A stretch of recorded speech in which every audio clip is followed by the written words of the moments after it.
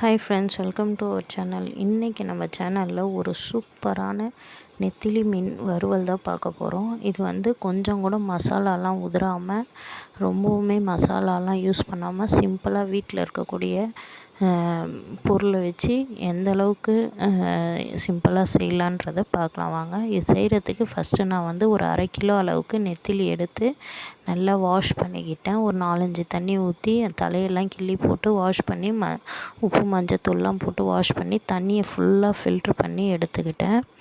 அடுத்து அதுக்கு தேவையான அளவுக்கு மசாலா போட்டுக்கலாம். ஒன்றும் இல்லை, 1/2 ஸ்பூன் அளவுக்கு வெறும் மிளகாத்தூள், ஒரு 1/2 ஸ்பூன் அளவுக்கு கார்ன்ஃப்ளவர் மாவு, அப்படி இல்லைன்னா அரிசி மாவு போட்டுக்கோங்க.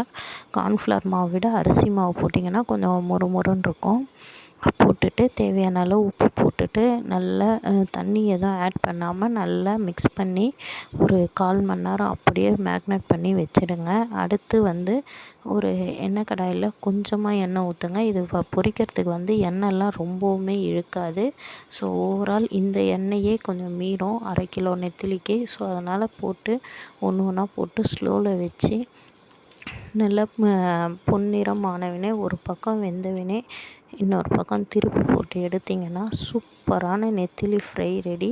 இது ரொம்பவுமே மசாலாலாம் எதுவும் தேவைப்படாது. ஸோ அதனால் குழந்தைங்க ரொம்பவுமே விரும்பி சாப்பிடுவாங்க. ஸோ நீங்களும் இதை ட்ரை பண்ணுங்கள். ட்ரை பண்ணி பார்த்துட்டு எப்படி இருந்ததுன்னு கமெண்ட் பண்ணுங்கள். இந்த வீடியோ உங்களுக்கு பிடிச்சிருந்தா லைக் பண்ணுங்கள், கமெண்ட் பண்ணுங்கள், ஷேர் பண்ணுங்கள். மறக்காமல் நம்ம சேனலை சப்ஸ்கிரைப் பண்ணிக்கோங்க. தேங்க்ஸ் ஃபார் வாட்சிங்.